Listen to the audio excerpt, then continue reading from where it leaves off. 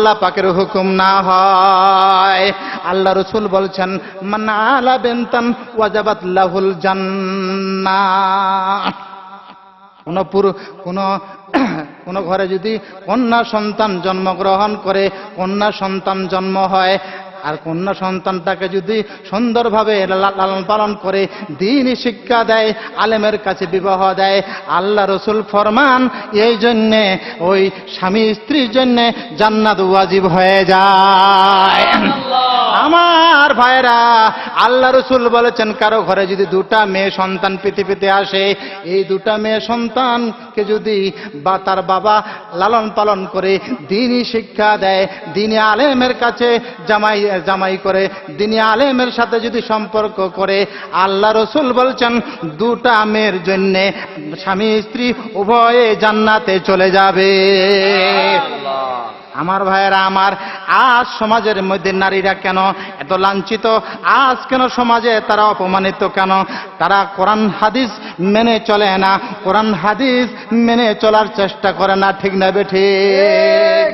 কারো কন্যা সন্তান জন্মগ্রহণ করলে বাবার মুখ কেন কালো বিমর্ষ হয়ে যায়, বাবার চেহারা কেন বিমর্ষ হয়ে যায়?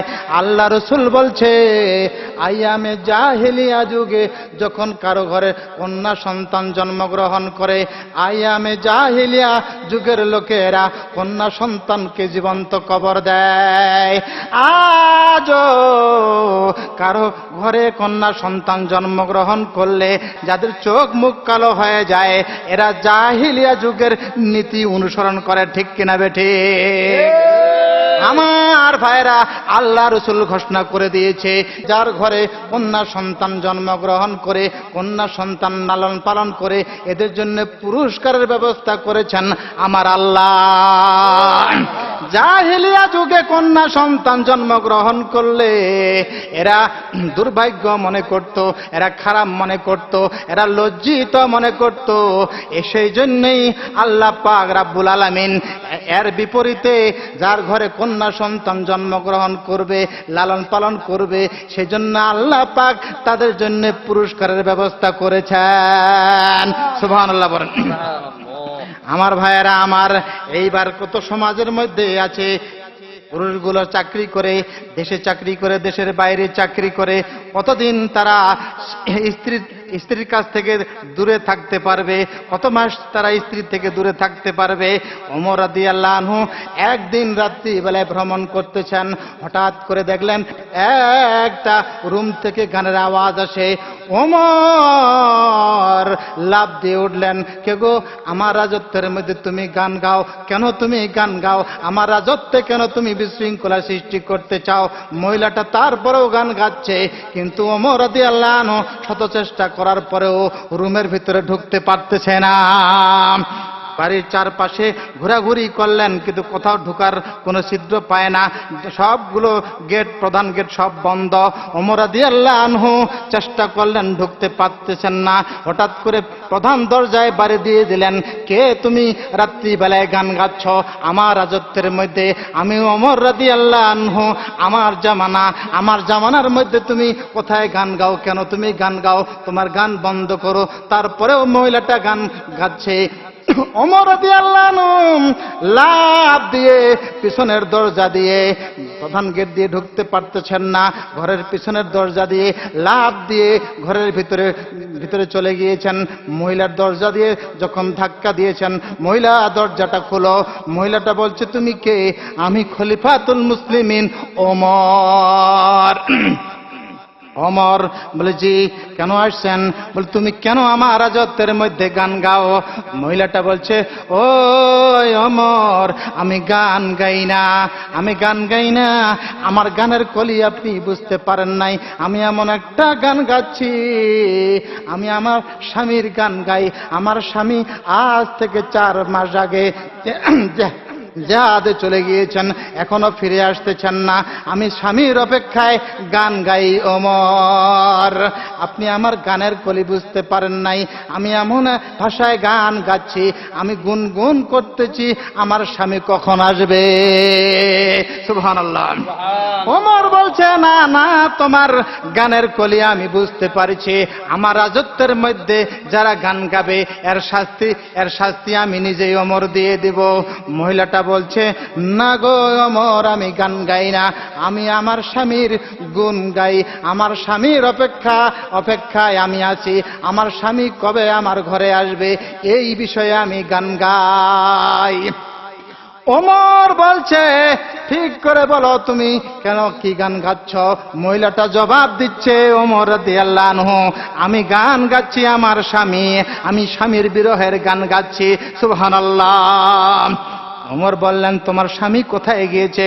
বলে, আমার স্বামী জিহাদের ময়দানে গিয়েছে। কতদিন হয়ে গেল? বলে, 4 মাস হয়ে গেল। কয় মাস? 4 মাস হয়ে গেল, এখনো ফিরে আসে না। এই জন্যই আমি আমার স্বামীর গান গাই। কবে স্বামী আমার ঘরে ফিরে আসবে, কবে আমি একটু শান্তি পাবো, আমি একটু আরাম পাবো, এই নিয়ে আমি গান গাই। ওমর রাদিয়াল্লাহু আনহু বলেন, ঠিক আছে, কোনো অসুবিধা নাই। এবার মহিলাটা বলছে, ওমর, তুমি 3টা ভুল করেছ, আমার ঘরে ঢুকে তুমি 3টা ভুল করেছ। ওমর রাদিয়াল্লাহু আনহু বলেন, কোন 3টা ভুল করেছি, তুমি কি বলতে পারবে? মহিলাটা বলছে, 3টা তুমি ভুল করেছ, আমি কোরআন থেকে এর জবাব দিব। আমার ভাইয়েরা, আমার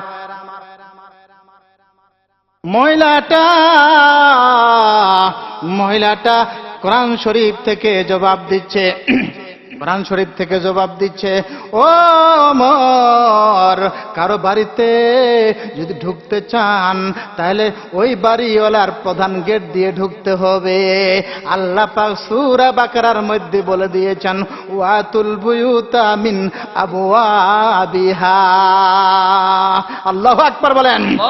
ও ভাই, মহিলাটা জবাব দিচ্ছেন, ওমর, কারো বাড়িতে যদি কেউ ঢুকতে চায় প্রধান গেট দিয়ে ঢুকতে হবে, এটা আল্লাহ পাকের ঘোষণা।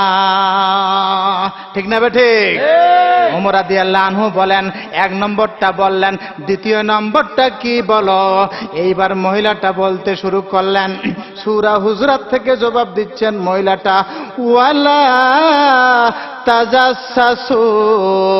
মহিলাটা বলছেন, ও খলিফাতুল মুসলিমিন ওমর রাদিয়াল্লাহু আনহু, আপনি আমার দোষ অন্বেষণ করেছেন, আমার দোষ খুঁজছেন, অথচ আল্লাহ পাক বলে দিয়েছে মানুষের দোষ খোঁজ করা যাবে না। ঠিক না বেঠিক? মানুষের ভুল ত্রুটি, মানুষের দোষ ত্রুটি অন্বেষণ করা যাবে না। ঠিক না বেঠিক?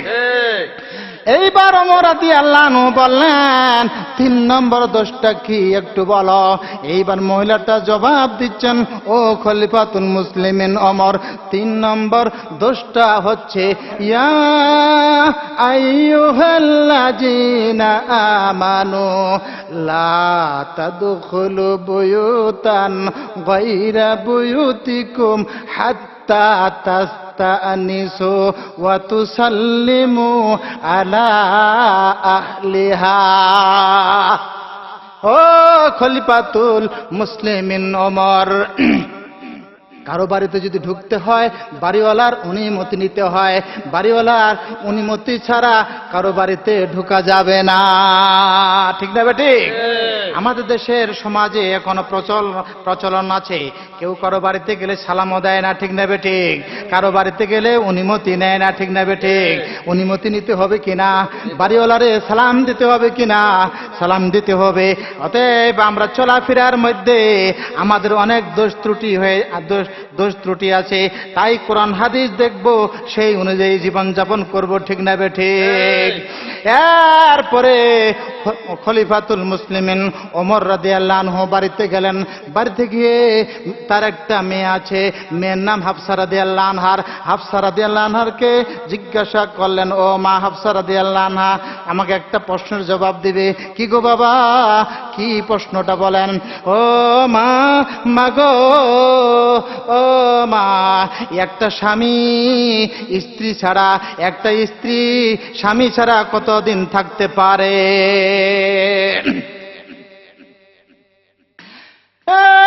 মা, মাগো, একজন স্ত্রী স্বামী ছাড়া কতদিন থাকতে পারে? হাফসা রাদিয়াল্লাহু আনহার জবাব দিলেন 4টা আঙ্গুল দেখাইয়া, বাবা গো, ও বাবা, একটা মহিলা স্বামী ছাড়া 4 মাস থাকতে পারে। অতএব খলিফাতুল মুসলিমিন তার রাজত্বের মধ্যে ঘোষণা করে দিলেন, যারা সরকারি চাকরি করে, যারা বিদেশে আছে, তারা যেন 4 মাসের বেশি অবস্থান না করে। কয় মাসের বেশি? 4 মাসের বেশি অবস্থান না করে। সেজন্য খলিফাতুল মুসলিমিন তার রাজত্বের মধ্যে ঘোষণা করে দিয়েছেন যে 4 মাসের বেশি যেন স্বামীগণ স্ত্রীর থেকে দূরে না থাকে। ঠিক না বেঠিক? আমার ভাইরা আমার, স্বামী স্ত্রীর সেবা করবে, স্ত্রীগণ স্বামীর সেবা করবে। তাই তো রাসূল ফরমান, কোন মেয়ে যদি স্বামীর বাড়িটা ঝাড়ু দেয়, সেই জন্যে আল্লাহ রাসূল ফরমান, কাবা শরীফ ঝাড়ু দিলে যে সওয়াব পাওয়া যায়, এই সওয়াব তার স্ত্রীর আমলনামায় লিখে দেন। সেই জন্য আল্লাহ রাসূল বলেছেন, শোনো শোনো হে নারীগণ, স্বামী তোমার পরম ধন, দেখবে আপন ভাইয়ের মতন দুঃখ দিও না, স্বামীর মতো বন্ধু মিলে না। শোনো হে সতী নারীগণ, স্বামী তোমার পরম ধন, দেখবে আপন ভাইয়ের মতন দুঃখ দিও না, স্বামীর মতো বন্ধু মিলে না। স্বামী তোমার শীতের কেথা, সদায় থাকে গলায় গাথা, বলিও না তারে কটু কথা, দুঃখ দিও না, স্বামীর মতো বন্ধু মিলে না। বলিলে কটু কথা, স্বামীর মনে দিলে ব্যথা, বেজার হবে মদের খোদা, দুঃখ দিও না। বলিলে কটু কথা, স্বামীর মনে দিলে ব্যথা, বেজার হবে মদের খোদা, দুঃখ দিও না, স্বামীর মতো বন্ধু মিলে না। স্বামীর মতো বন্ধু আছে? বর্তমান সমাজে চলছে জানাবে বিচার, চলছে ভালোবাসা, চলছে প্রেম প্রীতি, ঠিক না বেঠিক? আল্লাহ রাসূল বলছেন, আল মারাতু ইযা সাল্লাত খামসাহা ওয়া সামাত শাহরাহা ওয়া হাসানাত ফারজাহা। আল্লাহ রাসূল বলছে, যে মেয়েটা নিজের লজ্জা স্থান হেফাজত করতে পারবে, আল্লাহ রাসূল তাদেরকে জান্নাতের সুপারিশ করবেন। এই জন্য আল্লাহ রাসূল বলছেন, কোন স্ত্রী যদি স্বামীর ঘরটা ঝাড়ু দেয়, ওই স্ত্রী কাবা শরীফ ঝাড়ু দিলে যে সওয়াব হয়, এই সওয়াব তার আমলনামায় লিখে দেওয়া হবে। সুবহানাল্লাহ বলেন। স্ত্রী যদি স্বামী বাজারে গিয়েছে, হাট গিয়েছে, অথবা কৃষিকাজে গিয়েছে, অথবা চাকরিতে গিয়েছে, ফিরে সেখান থেকে যখন বাড়িতে ফিরে আসবে, স্ত্রী যদি স্বামীর গায়ে বাতাস দেয়, আল্লাহ রাসূল বলছেন স্ত্রীর কি লাভ হবে? আল্লাহ রাসূল ফরমান, 12 বছর নফল রোজা করলে যে সওয়াব হয়, এই সওয়াব তার আমলনামায় লিখে দেওয়া হবে। স্ত্রী যদি স্বামীর মাথাটা একটু টিপে দেয়, স্ত্রী যদি স্বামীর গাটা একটু দাবায় দেয়, আল্লাহ রাসূল বলেন কি পরিমাণ সওয়াব পাওয়া যাবে। আল্লাহ রাসূল বলেন 7 ভরি স্বর্ণ সদকা করলে যে সওয়াব হয়, এই সওয়াব তার স্ত্রীর আমলনামায় লিখে দেওয়া হবে। সাহাবীগুলো জিজ্ঞাসা করলেন, ইয়া রাসূলুল্লাহ, ইয়া হাবিবাল্লাহ, স্ত্রী যদি স্বামীর কাপড়গুলো ধুয়ে দেয়, কি পরিমাণ সওয়াব পাবে? আল্লাহ রাসূল বললেন 1000 নেকি স্ত্রীর আমলনামায় লিখে দেওয়া হবে। সাহাবীগুলো জিজ্ঞাসা করলেন, কোন স্ত্রী যদি স্বামীর বাড়ির থালা বাসন পরিষ্কার করে, স্বামীর কাপড় চোপড় পরিষ্কার করে, এতে কি সওয়াব হবে? আল্লাহ রাসূল বলেন, ওই মহিলার আমলনামায় 10 বছরের নফল